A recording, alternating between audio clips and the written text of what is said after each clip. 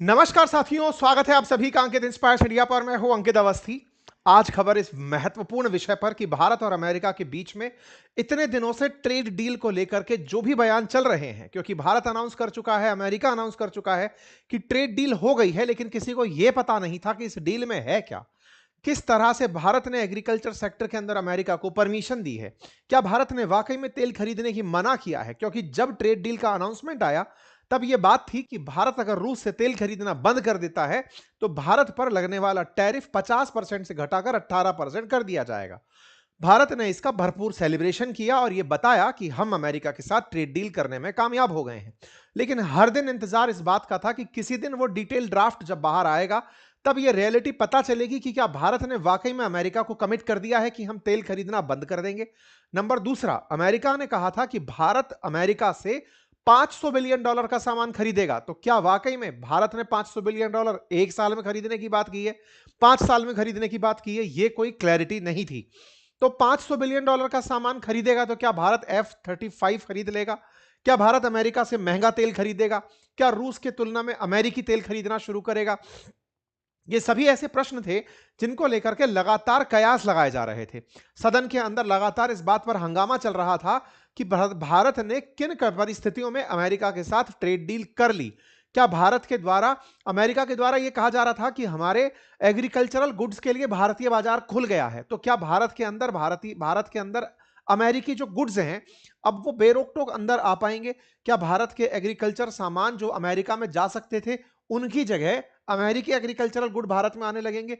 ये जो बहुत सारा खुला हुआ जो पोर्टफोलियो था ना कि क्या होगा क्या नहीं होगा, इसकी क्लैरिटी अब आ चुकी है। कल रात को ही ये क्लैरिटी आई, आज ये पूरी तरह से मीडिया में है। तो आज आपको हम बताने जा रहे हैं कि भारत और अमेरिका के बीच में अल्टीमेटली इस ट्रेड का फ्रेमवर्क क्या डिसाइड हुआ है, कितने साल में $500 बिलियन का सामान होगा, भारत का कौन सा सामान जा पाएगा, अमेरिका का कौन सा सामान भारत में आ पाएगा, और अब अल्टीमेटली बवाल क्या हो गया है। क्यों फिर से अपोजिशन इस बात को लेकर के हमलावर हो गया है कि हमारे प्रधानमंत्री तो कॉम्प्रोमाइज्ड हुए हैं, क्योंकि अल्टीमेटली उनके साथ में एप्स्टाइन फाइल में नाम नाम नाम दिखा करके उनसे इस बात पर हस्ताक्षर करवाए गए हैं। इन्होंने पूरी तरह से भारत को अमेरिका के सामने सरेंडर कर दिया है। कौन सी ऐसी बात है जिसे लेकर के इस ट्रेड डील को ट्रैप डील अब अपोजिशन कह रहा है? आइए विस्तार से आज के सेशन में इस ट्रेड डील को समझने का प्रयास करते हैं। एग्रीकल्चर को लेकर क्या बयान है सब समझते हैं, क्योंकि अल्टीमेटली आज की हेडलाइंस में सबसे इंपॉर्टेंट बात है $500 बिलियन का मार्केट, 500 बिलियन का इंपोर्ट। वहीं भारत को $30 ट्रिलियन की इकोनॉमी बताई गई है कि यह अमेरिका को $30 ट्रिलियन की इकोनॉमी को सामान बेचने योग्य होगा। इस तरह से इस ट्रेड डील को दिखाया जा रहा है। तो आइए हम आपको सारे हाइलाइट्स एक एक करके बताते चलते हैं, सारी बातों को समझाते चलते हैं। देखिए, सबसे पहली बात को 50% से 18% क्या हो गया है? आंसर है जी हां, आज सुबह से ही हो चुका है। 50% की जगह 18% 7 तारीख सुबह 0:0 पर, मतलब 12 बजने के बाद 1 मिनट से यह लागू हो चुका है। ठीक है। हुआ यह है कि भारत पर रूस से तेल परचेज करने के कारण जो 25% टैरिफ था वो भी हटा दिया गया है, यह मानते हुए कि भारत ने रूस से तेल खरीदना बंद कर दिया है। लेकिन यहां पर यह बात जानने योग्य है कि अमेरिका ने कहा है कि हम निगरानी कर रहे हैं, अगर भारत प्रत्यक्ष या अप्रत्यक्ष रूप से रशियन तेल खरीदता पाया जाता है तो हम उस पर फिर से 25% टैरिफ लगा देंगे। तो क्या यह आज का वास्तविकता में सेलिब्रेशन का पॉइंट है भी या नहीं? 50% टैरिफ को 18% टैरिफ कहना, या फिर 50% टैरिफ को 47% टैरिफ कहना, 47 नहीं 43% टैरिफ कहना। ऐसा इसलिए मैं कह रहा हूं क्योंकि अल्टीमेटली अब जब 18%, 25 से 18 बना है, तो 18 के साथ प्लस 25% यानी 43% टैरिफ हमारे ऊपर पड़ेगा अगर हम रूस से तेल खरीदते रहते हैं, और वो अमेरिका ऑब्जर्व कर रहा है। इन सारी बातों को उनका ऑब्जर्वेशन है। तो आज का सेशन में यह बात ही सबसे बड़ा बवाल है कि 50 को 18 बता रहे हो कि 50 को 43 बता रहे हो। हुआ क्या, सिलसिलेवार तरीके से सुनते चलिए। भारत के प्रधानमंत्री के द्वारा पीयूष गोयल जी के ट्वीट के ऊपर एक रिप्लाई किया गया, कहा गया कि हमने एक ग्रेट डील कर ली है, इंडिया और यूएसए की ग्रेट डील हो गई है। पीयूष गोयल जी जो कि इस पूरी तरह से डील को लीड कर रहे थे, वो पूरी तरह से इसको करने में नेगोशिएशन के तमाम राउंड्स में थे, उन्होंने अपनी तरफ से ट्वीट करके जानकारी दी कि क्या क्या हो गया है। उन्होंने बताया कि इंडियन गुड्स पर अमेरिका में 18% टैरिफ लगेगा, की सेक्टर्स जैसे टेक्सटाइल है, कपड़ा है, लेदर है, फुटवियर है, प्लास्टिक है, रबर प्रोडक्ट है, ऑर्गेनिक केमिकल है, होम डेकोर है, आर्टिसन प्रोडक्ट है और कुछ ऐसे आइटम जो लार्ज इकोनॉमी में यूज होते हैं, उन सब के ऊपर टैरिफ को घटा करके 18% कर दिया गया है। उन्होंने अपनी तरह से पूरी डिटेलिंग इसकी देना शुरू किया और बहुत सारे डॉक्यूमेंट उनके द्वारा साझा हुए। उन डॉक्यूमेंट्स में यूएस के साथ इंडिया का जो जॉइंट स्टेटमेंट है, अब वो सामने निकल कर आया और उस डॉक्यूमेंट में निकल कर आया कि एग्रीकल्चर को लेकर क्या बात हुई है। देखिए, India will eliminate or reduce tariff on all US industrial goods। मतलब जितने भी अमेरिकी औद्योगिक सामान हैं, उन पर से इंडिया अपना टैक्स एलिमिनेट कर देगा और wide range of US food and agriculture product including dried distillers grain, red सोरघम for animal feed, tree nuts, fresh and processed fruits, soybean oil, wine and spirit and additional product. देखिए, ये जो पहली line है ना, इसी पर ही सारा की सारा खेला मचा हुआ है। जो हमारे देश के अंदर एग्रीकल्चर को लेकर के इतने दिन से एक बवाल मचा हुआ था कि अमेरिका भारत के कृषि क्षेत्र को खा जाएगा, उसका एक रूट निकाला गया, बाईपास। बाईपास ऐसा कि हमारे किसानों को यह नहीं लगेगा कि उनके हिस्से का हिस्सा अमेरिका को दे दिया है, लेकिन जहां जहां हम इंपोर्ट करते हैं चीजें, वहां पर अमेरिका को एंट्री दे दी गई है। कहां, जरा ध्यान से देखते हैं। सबसे पहले कहा गया है कि wide range of US food and agricultural products including dried distillers grain. ये ड्राइड डिस्टिलर्स ग्रेन क्या होते हैं? असल मायने में अगर आप जानते हैं तो जब सोयाबीन या सरसों, इनसे तेल निकाल लिया जाता है तो एक खली बचती है, चूरा बचता है, जो गाय भैंस को खिलाया जाता है उनके खाने के साथ मिला करके, चारे के साथ मिला करके, जिसमें प्रोटीन की मात्रा भी होती है, जिसमें कार्ब्स भी होते हैं, जिससे कि मतलब न्यूट्रिशन मिलता है, यूं समझकर चलिए। ये पशुधन को खिलाया जाने वाला खाद चूरा है। ऐसे ही गाय भूसा खाती है, भूसे के साथ में, उसके साथ में अगर कोई चीज मिला दी जाए जो कि गेहूं का बाई प्रोडक्ट हो, ज्वार का बाई प्रोडक्ट हो, मतलब एक प्रकार से मूल प्रोडक्ट का बाई प्रोडक्ट हो, तो वो पशुओं के लिए पशु चारा बनता है। आसान भाषा में इसे आप खली के रूप में समझ सकते हैं, जो चूरा खली होती है जिसको हम पशुओं को खिलाते हैं। राजस्थान में भाई खली बोलते हैं, आप अपने क्षेत्र में क्या बोलते हैं वो बताइएगा, ठीक है साहब। रेड सोरगम, जो ज्वार है हमारे देश के अंदर, जिसको मिलेट्स में शामिल किया जाता है, तो लाल ज्वार ये भी पशुओं को खिलाने के लिए काम में ली जाने वाली चीज है, पोल्ट्री में काम में ली जाने वाली चीज है। इंसान भी खाता है, लेकिन ज्वार, रागी और बाजरा बहुत ही मिलेट फ्रूट की तरह से, इतना रेगुलर स्टेपल फूड की तरह से यूज हो रहा है। इसके तरह साथ में tree nuts, fresh and processed food और सोयाबीन ऑयल, हम एडिबल ऑयल्स इंपोर्ट करने में लगे हुए हैं, तो यहां पर सोयाबीन ऑयल भी इंपोर्ट यहां से किया जा सकेगा। आप सभी जानते हैं कि भारत ने बायोफ्यूल पॉलिसी के लिए अभी हाल ही में पेट्रोल के अंदर हम लोग इथेनॉल मिलाने लगे हैं, और इथेनॉल जो है वो एक तरह से अल्कोहल के तरीके से मिलाने लगे हैं। तो अल्कोहल में हम वाइन और स्पिरिट को भारतीय बाजार में आने देंगे, अमेरिकी वाइन और स्पिरिट को। स्पिरिट टेक्निकली एथेनॉल ही है, और उसे हम अमेरिका से भारतीय बाजार में आने देंगे। हुआ क्या?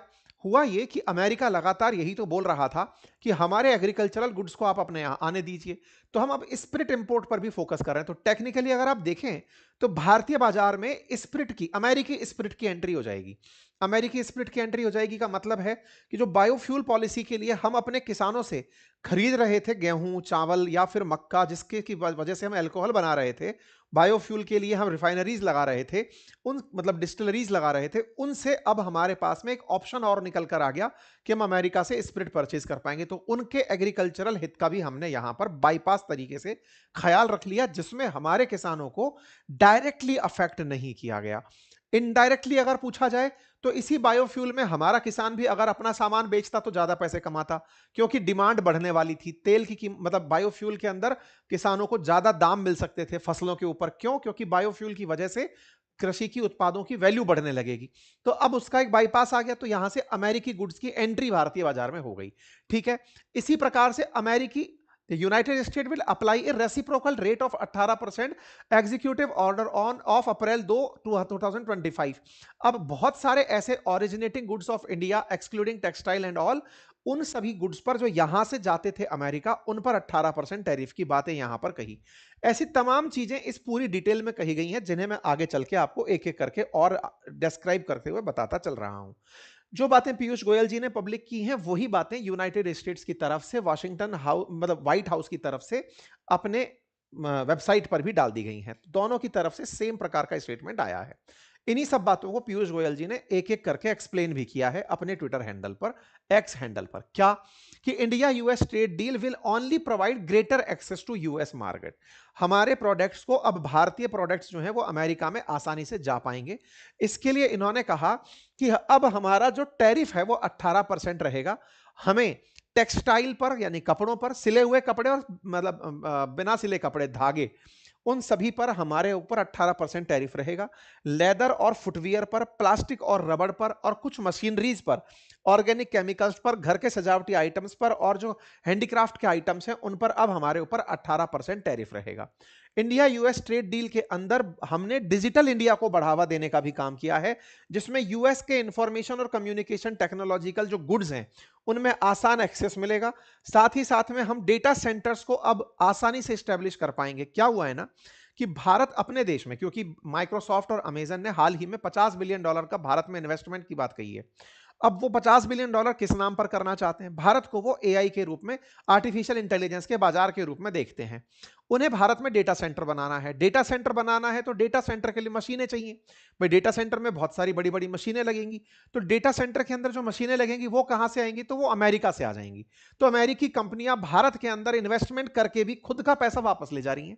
इसको हम अपनी तरफ से बता रहे हैं कि हमें आसानी होगी डेटा सेंटर बनाने में, क्योंकि कंपनी भारत के अंदर $50 बिलियन का इन्वेस्टमेंट कह रही है, लेकिन जब वो यहां आएगी तो सामान फिर से अमेरिका से मंगवाएगी और अमेरिका से डेटा सेंटर भारत में बन जाएगा। Strengthening electronic and semiconductor value chain, huge support to domestic manufacturing, consumer benefit with reduced cost, several MSME startups to gain through job creation, ये सारी बातें यहां पर कही गई। साथ में कहा गया कि टैरिफ्स जो हैं वो पूरी तरह से हटा दिए गए हैं जेनेरिक फार्मास्यूटिकल्स पर से, एयरक्राफ्ट्स के पार्ट्स पर से, जेम्स एंड डायमंड्स पे से, इन सब से पूरी तरह से टैरिफ हटा दिए गए हैं।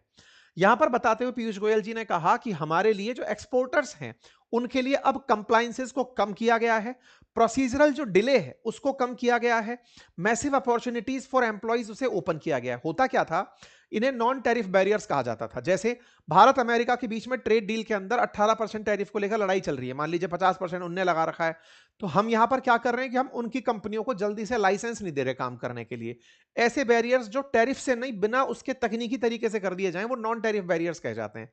तो दोनों देशों ने म्यूचुअल एग्री किया कि एक दूसरे के ऊपर अब नॉन टैरिफ बैरियर से हम मुक्ति पाएंगे। तो ये यहां पर अनाउंसमेंट और निकल करके आया। इसी प्रकार से टेक्नोलॉजिकल कॉर्पोरेशन को डेवलप करने के लिए increasing trade in tech products like GPU, data center equipment, low cost for over companies with better access to cutting edge technologies, greater investment, skill development, ये तमाम प्रकार की बातें निकल करके आई और नॉन टैरिफ बैरियर्स को दूर करने की बातें हुई। जहां तक बात हो कृषि की, तो यहां पर एक बहुत बड़ी बात है जो सबको याद रखने योग्य है, वो ये कि भारत ने अपने सब्जी के बाजार में, अपने किसी प्रकार के फल बाजार में, अपने वेजिटेबल बाजार में और जो अन्न बाजार है, अनाज बाजार है, उसमें अमेरिका की कोई एंट्री नहीं दी है। साफ तौर पर लिखा गया है कि नो एंट्री फॉर वेजिटेबल्स, यानी कि कोई भी अमेरिका से हमारे यहां पर सब्जियां नहीं आएंगी। नंबर दूसरा, नो एंट्री फॉर वेजिटेबल्स में बताया गया कौन सी सब्जियां हैं जिनको पूरी तरह से मना कर दिया गया है कि ये हमारे देश में नहीं आएंगी। साथ ही साथ फलों की बारे में बात की जाए तो जो फल हमारे यहां पैदा होते हैं उनको हम अमेरिका से परचेज नहीं करेंगे ताकि किसानों के हितों को नुकसान ना हो। साथ ही साथ में अनाज के अंदर जो सबसे बड़ा डर था कि अमेरिका हमारे देश में मक्का भेज देगा या जीएम क्रॉप्स हमारे देश में भेज देगा, उन सब पर मनाही है कि भारत में ना तो गेहूं आएगा ना आटा आएगा। आप किसी भी प्रकार से हमारे देश के अंदर ये सब चीजें नहीं बेच पाएंगे। भारत ने अपनी तरफ से स्पष्ट करते हुए डेयरी प्रोडक्ट्स में भी, क्योंकि ये भी एक बड़ा डर था जिसके ऊपर बड़ी दिक्कतें हुई थी कि अमेरिका हमारे देश में वो गेहूं का मतलब गाय का दूध भेजना चाहता है या डेयरी प्रोडक्ट्स भेजना चाहता है जो वहां पर मीट मांस खिलाकर के जो गाय भैंसों को तैयार किया जा रहा है उनके दूध से बने हुए प्रोडक्ट्स भेजना चाहता है। हमने उस पर भी साफ मना कर दिया है। ना तो दूध, ना ही दूध से जुड़े हुए कुछ प्रोडक्ट्स भारत के अंदर अमेरिका से आएंगे, ना ही मसालों से जुड़ी कोई चीज अमेरिका से हमारे देश में आएगी।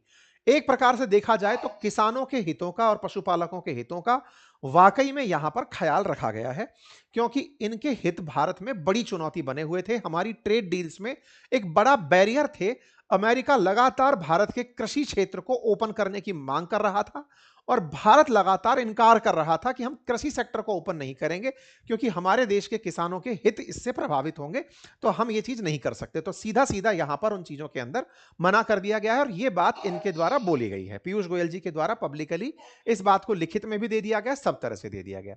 अब सब ये सारी बातें हो रही थी तो एक सवाल निकल कर आया कि अमेरिका के द्वारा लिखा गया कि हमारे लिए इंडिया के अंदर एग्रीकल्चरल जो प्रोडक्ट्स हैं उनके ऊपर लो टैरिफ और टैरिफ को हटा दिया गया है।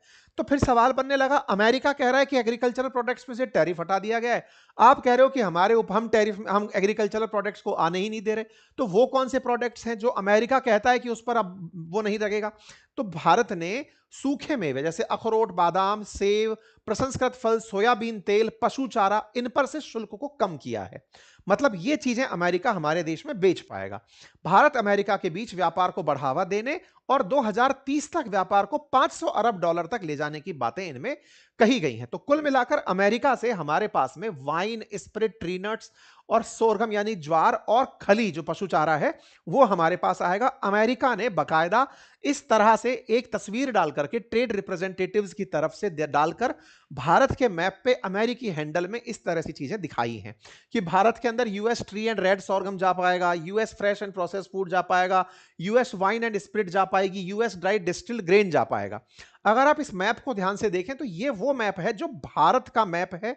भारत आधिकारिक रूप से जिस मैप को मानता है। इस मैप में दिक्कत क्या है? पाकिस्तानियों को दिक्कत है, चीनियों को दिक्कत है। कैसे? पाकिस्तानी लोग इस मैप के अंदर जो हिस्सा मानते हैं उनका कहना है कि हम तो ऑलरेडी पाकिस्तान ऑक्यूपाइड कश्मीर में इतना हिस्सा कवर करके बैठे हैं। चाइना वाले कह रहे हैं हम इतना करके बैठे हैं। तो अक्सर ये होता है कि अमेरिका जब भी ये मैप जारी करता था तो यहां पर इस प्रकार से डॉटेड लाइन लगा करके जारी करता था। वहीं पर चाइना जब जारी करता था, मतलब इस तरह से अमेरिका भी अक्सर पाकिस्तान के जो ऑक्यूपाइड कश्मीर है और चाइना के द्वारा जो ऑक्यूपाइड एरिया है उन दोनों को डॉटेड लाइन से दिखाता था। लेकिन इस मैप में इन्होंने कंप्लीट मैप दिखाया है। इससे एक प्रकार का भारतीयों को लगा कि अमेरिका ने भारत का पक्ष ले लिया है पाकिस्तान के सामने। यह भी एक बड़ी खबर बनी है सोशल मीडिया पर कि देखा, मैप अमेरिका ने वो यूज किया है जो भारत का ओरिजिनल है। हालांकि अब इसको लेकर के बयान आ रहे हैं कि हो सकता है उनके डिपार्टमेंट ने इस बात पर ये ध्यान ही ना दिया हो, वो इस बात पर खुश हो रहे हो कि साहब यहां पर इन्होंने देश में हम क्या क्या बेच पा रहे हैं। खैर जो भी है, भारत का ये मैप आना भारत के लिए अच्छी बात है। भारत का पब्लिक जो इंटरनेशनल जो स्टैंड है उस स्टैंड को दिखाता है कि भारत दुनिया के सामने पाक ऑक्यूपाइड कश्मीर का जो क्लेम रखता है वो कितना अंतरराष्ट्रीय रूप से मान्य है। ठीक है साहब, इस डील में टैरिफ के बदलाव को तो बात कही गई है, साथ में यह भी कहा गया है कि भारत अमेरिका से $500 बिलियन के सामान खरीदेगा अगले 5 साल में। तो ऐसे में कौन से प्रोडक्ट खरीदेगा? तो एनर्जी प्रोडक्ट खरीदेगा, विमान और विमान के पार्ट्स खरीदेगा, कीमती धातुएं खरीदेगा, टेक्नोलॉजिकल प्रोडक्ट और कोकिंग कोल खरीदेगा। यह बात यहां पर निकल कर आई है। कुल मिलाकर के भारत का सामान अमेरिका और अमेरिकी सामान भारत में आ पाएगा। अब बड़ा सवाल है कि इस डील के बीच में रूस के साथ जो डील है उसको लेकर के क्या कोई बात हुई है क्या? मतलब ये जो बार बार कहा जा रहा है कि अगर भारत रूस से तेल खरीदना बंद कर देता है तो जाकर के हम इसके टैरिफ घटाकर 18% कर देंगे। तो देखिए, जो ट्रेड डॉक्यूमेंट है ना उसमें रूस से तेल खरीदने पर कुछ नहीं कहा है। कहा क्या है, एक अलग से व्हाइट हाउस ने लेटर जारी किया है। व्हाइट हाउस की स्क्रीन पर, वेबसाइट पर एक लेटर डला है जिसमें लिखा है modifying duties to address threats to the United States by the government of Russian Federation. हमने ड्यूटीज को मॉडिफाई किया है इस वजह से कि रशियन फेडरेशन की वजह से जो अमेरिका को दिक्कतें हो सकती हैं उनको देखते हुए हमने ड्यूटीज में मॉडिफिकेशन किया है। इस लेटर में इन्होंने एक बात लिखी है, और क्या लिखा है? इन्होंने लिखा है कि फॉरेन पॉलिसी अमेरिका को किसी तरह की थ्रेट ना आए, इसलिए इन्होंने फिलहाल के लिए इंडिया पर से 25% टैरिफ हटाए हैं।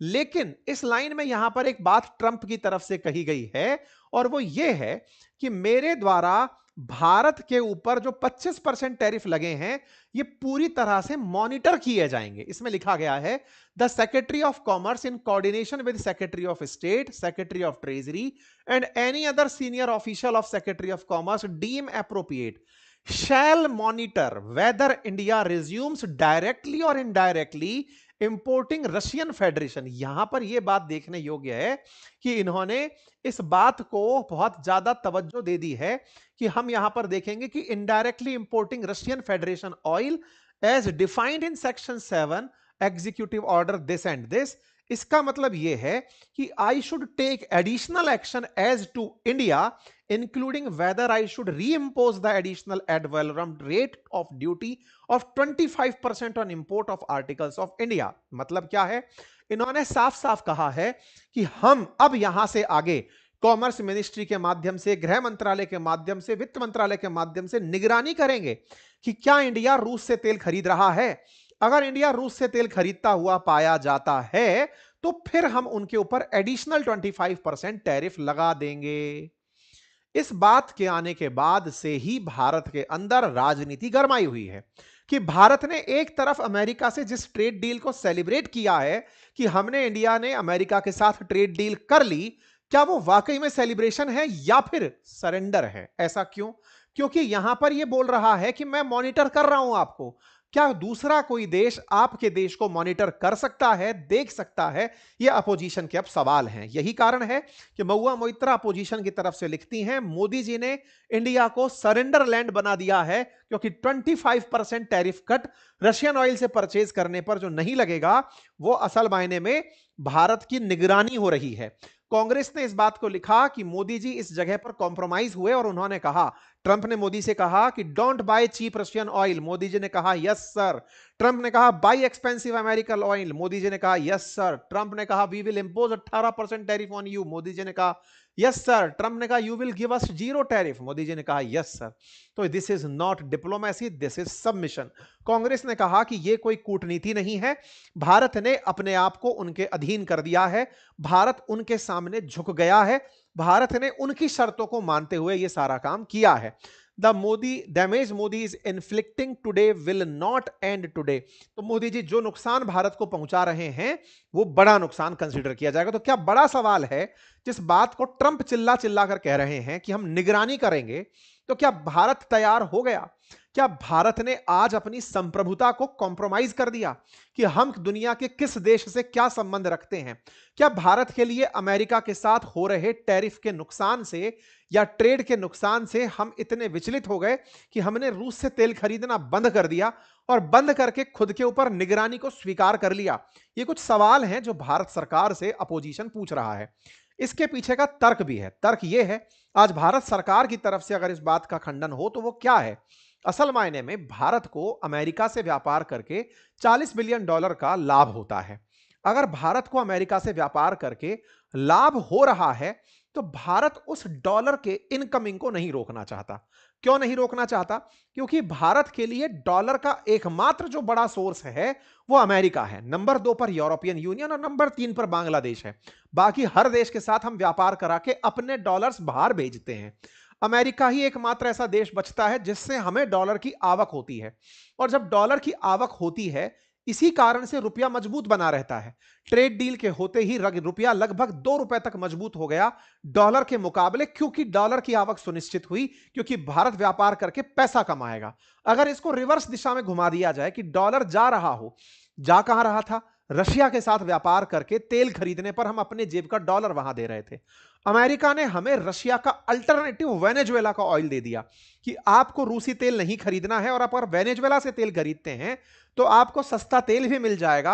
आपके रिफाइनरीज जो हार्ड ऑयल रिफाइन कर पाती हैं वो आपको मिल जाएगा। आप अपनी रिफाइनिंग कैपेसिटी बढ़ाइए और तेल को बेचिए। भारत का अपना स्टैंड है कि हम किसी एक देश से तेल नहीं खरीदते, हम मल्टीपल देश से तेल खरीदते हैं। रही बात रूस के साथ भारत के रिश्तों की, तो आज से 4 साल पहले तक भारत रूस से 0% आसपास तेल खरीदता होगा, 1-8% तेल खरीदता होगा, क्योंकि उस समय तक हमारे लिए रूस तेल का सोर्स था ही नहीं। ये तो रशिया यूक्रेन जब युद्ध हुआ, रूस ने तेल की कीमतों को दुनिया में सबसे सस्ता कर दिया, उस समय भारत ने इनसे तेल खरीदना शुरू किया। तो कुल मिलाकर के भारत अगर रूस से आज तेल नहीं खरीद करके भी 4 साल पहले रूसी वाले जो संबंध थे उन तक भी बरकरार रह जाता है, जो भी अमेरिका को बड़े चुभते थे, जिनमें डिफेंस डील और तमाम प्रकार के हमारे और उनके रिश्ते थे, उन सब के साथ भी भारत को लगता है कि अगर वो डॉलर के आने को सुनिश्चित कर पाए तो वो देश की बड़ी विन होगी। ऐसा क्यों? सरकार की मजबूरी कहां फंसी? आज जिस प्रधानमंत्री मोदी के लिए यह कहा जा रहा है कि साहब एप्स्टीन फाइल में आप ट्रैप हो गए, असल मायने में देश के समय इस समय एक बड़ा संकट यह है कि प्रधानमंत्री को यह पता है कि अगर मेरे देश की अर्थव्यवस्था गिरती है, डॉलर की कमी होती है, एफडीआई फॉरेन डायरेक्ट इन्वेस्टमेंट देश में कम आता है, क्योंकि अमेरिका के प्रभाव में दुनिया के सारे देश चल रहे हैं, कोई कुछ नहीं बोल पा रहा है, ना रशिया बोल पा रहा है, ना रशिया बचाने जा पाया वेनेजुएला को, ना चाइना बचाने जा पाया वेनेजुएला को, ईरान के नाम पर भी सब चुप बैठे हुए हैं, दुनिया का कोई देश अमेरिका के सामने खड़ा नहीं हो पा रहा है। ऐसे में अगर हम अमेरिका के सामने केवल विपक्ष के उकसावे पर जाकर खड़े हो गए कि नहीं नहीं साहब, जैसा हुआ पहले भी भारत के प्रधानमंत्री को उकसाया ही तो गया था कि ऑपरेशन सिंदूर पर आप कुछ बयान नहीं देंगे, आप ट्रंप के ऊपर कुछ बयान नहीं देंगे, तो हमारा देश तो पॉलिटिक्स में चल रहा है। तो ऐसे में हमको ज्यादा बड़ा नुकसान किस विषय पर हो रहा है? ज्यादा बड़ा नुकसान देश की पॉलिटिक्स में हो रहा है कि इंटरनेशनल ट्रेड में हो रहा है? तो यहां पर अभी ठंडा करके खाने को सबसे बेस्ट समझा गया है कि सुनो रशिया, जब तुम खुद ही तुम्हारा स्टैंड नहीं ले पा रहे तो हम तुम्हारा स्टैंड क्या ही लें। रशिया से खुद से कहा जा रहा है कि भाई तुमने कुछ दिन पहले डिफेंस एग्रीमेंट वेनेजुएला से किया, बचाने के लिए तुमसे उसके लिए निकला नहीं गया। ईरान को तुम्हारी सबसे ज्यादा जरूरत है, उसने तुम्हें शहीद ड्रोन दिए थे, तुमने उसके नाम पर अभी तक कोई स्टैंड नहीं लिया। तुम खुद के लिए तो खड़े नहीं हो पा रहे हो, हमारे लिए क्या? तुम्हारे ऊपर कोई सैंक्शन अमेरिका ने लगाए, तुम्हारा माल नहीं बिक पा रहा, हम अपने आप को बचाएं कि तुम्हारे साथ मित्रता को बचाएं, जो मित्रता पैसे लेकर हो रही थी। रूस फ्री में तो तेल दे नहीं रहा था, पैसे लेकर के अगर व्यवहार निभा रहे थे तो तुम्हारी हम आवश्यकता बन गए थे। तो इस मित्रता में हम अपना कब तक नुकसान करवाएं? अब भारत इस मामले में सेल्फिश होकर के अमेरिका के साथ चल पड़ा है, लेकिन इस सेल्फिश होकर के हम डॉलर के इंपोर्ट को सुनिश्चित कर लिए कि डॉलर बढ़िया मात्रा में आएगा, ट्रेड डील बढ़िया हो जाएगी। लेकिन लोकल मुद्दे पर इसको दिखाया कैसे जा रहा है कि मोदी जी को कॉम्प्रोमाइज कर दिया गया है। कहा गया है कि आपका एप्स्टीन फाइल में नाम है, अब आपको रूस से तेल खरीदना बंद करना है, अमेरिका आपको मॉनिटर कर रहा है। जबकि ट्रंप का यह बोलने का अंदाज हमेशा से है कि वो किसी भी देश के ऊपर बयान यही देता है। देश भारत के लिए ही संप्रभुता का उल्लंघन नहीं है ट्रंप का बयान। इस समय तो दुनिया का हर देश अपनी स्वतंत्रता को लेकर संघर्ष कर रहा है कि हमको, हर व्यक्ति को तो यह आदमी बोल यही रहा है कि तुमको मैं इस तरह से देखता हूं। कुछ दिनों पहले डेनमार्क को जिस तरह से थ्रेट कर रहा था, दुनिया के जिस तरह से दुनिया भर के देशों को यह बयानबाजी में कह रहा था कि मैं तुम्हारे लिए यह कर दूंगा और वो कर दूंगा, हर देश की संप्रभुता को तो इस आदमी ने चैलेंज किया हुआ है। तो फिलहाल भारत ट्रेड डील के माध्यम से इसको बहुत इजी मूव बनाकर आगे निकाल रहा है, लेकिन देखना होगा कि सत्ता पक्ष विपक्ष के सामने इसे कैसे हैंडल कर पाता है। कुल मिलाकर तेल के इंपोर्ट की बात हो तो यह भारत की सरकार के लिए एक बड़ा चैलेंज होगा। अमेरिका और रूस को साध कर चलना बड़ा चैलेंज है। जहां तक बात हो एग्रीकल्चर की, तो एग्रीकल्चर में हमें निश्चित ही इनके साथ लाभ होगा। और अब भारत ने यूरोपियन यूनियन और यूएस के साथ, जिन जो हमारे लार्जेस्ट ट्रेडिंग पार्टनर्स हैं, उन दोनों के साथ ट्रेड डील कर ली है, जो भारत के एक्सपोर्ट्स को और भारत के बाजार को बड़ा बनाने में उपयोगी हो सकती है। लेकिन इनका क्या? इनको हाल ही में जिस बात की मिर्ची लगी वो ये कि भारत का संपूर्ण नक्शा जारी हो गया। अमेरिका वो नक्शा जारी कर दिया जिससे इनको मिर्ची लग गई कि भाई पीओके पूरा भारत का है। भाई साहब, पाकिस्तान के अंदर पाकिस्तान की संसद में शहबाज शरीफ को बोलना पड़ा इसके चलते कि हम पीओके को लेकर रहेंगे। पाकिस्तान कश्मीर सॉलिडेरिटी डे, इन्होंने कहा कि Kashmir will become a part of Pakistan और पाकिस्तान का हिस्सा बनेगा कश्मीर। इस तरह का बयान देकर के इनको यह बताना पड़ा कि अमेरिका आज भी हमारा देश है, हमारा दोस्त है। वहीं इनके बारे में बात निकल कर आ रही है बांग्लादेशियों के बारे में कि इन्होंने कोई सीक्रेट डील कर रखी है अमेरिका से, जिसे इलेक्शन होने से पहले पहले ये दोबारा से रीनेगोशिएट करने जा रहे हैं। यहां पर बांग्लादेश में इलेक्शन है, काफी दिन से अपन ने बांग्लादेश कवर भी नहीं किया है। तो जो टैरिफ्स के बारे में बात थी, बोले उस चीज को यूनुस जो है वो सेंसिटिव तरीके से फिर से बात करने जा रहे हैं कि साहब हमारी जो गुप्त डील हो रखी है आपसे, उसको आप दोबारा से एक बार देख लीजिए, क्योंकि भारत को आपने ट्रेड में राहत दे दी है। हमारा क्या होगा? क्योंकि ऑलरेडी बांग्लादेश पर 20% टैरिफ पड़ता है, भारत पर 18% पड़ेगा। ऑलरेडी बांग्लादेश के कई कारखाने बंद हो रहे हैं, इस पर हम सेशन भी किए हैं। ऐसे में अगर भारत का और सस्ता माल अगर बांग्लादेश से अमेरिका जाने लगा तो बांग्लादेश को और नुकसान हो जाएगा, क्योंकि पहले भी यूरोप के अंदर हमारी एंट्री हो गई है, अब अमेरिका में भी हमारी एंट्री हो जाएगी कपड़े के अंदर और अपरेल टेक्सटाइल के अंदर। ऐसे में बांग्लादेश को फिर से जाना पड़ रहा है अमेरिका कि सर जल्दी से कोई हमारे साथ सीक्रेट डील कर लो। अब देखो, जियोपॉलिटिकल जो मुद्दे हैं अब वो राष्ट्रीय मुद्दों के अंदर कंसीडर होने लगे हैं। ये ओवर एक्सपोजर जो भू राजनीति का है वो हमारे देश की सरकार देश में कैसे हैंडल करती है, ये देखने वाली बात होगी। आज सरकार को ये रियलाइज हो रहा होगा कि एक समय तक जब भू राजनीति लोगों को समझ में नहीं आती थी, जियोपॉलिटिक्स समझ में नहीं आती थी, तब तक लोगों के लिए देश की राजनीति ही बड़ी होती थी। अब हर व्यक्ति भू राजनीति, जियोपॉलिटिक्स समझने लगा है, तो उसे सब बातें समझ में आने लगी हैं। खैर, फिलहाल के लिए इतना ही। आप लोग इस विषय पर क्या सोचते हैं, अपनी राय जरूर दीजिएगा कमेंट बॉक्स में। हमारे चैनल को सब्सक्राइब कीजिएगा, चैनल पर नए हैं तो अपने साथियों को साथ भी इसको साझा करिएगा। हमारे कोर्सेज, म्यूचुअल फंड्स और मार्केट की लर्निंग के उपलब्ध हैं, बातें बाजार की एप्लीकेशन पर, आप उन्हें चेक कर सकते हैं। बहुत बहुत धन्यवाद।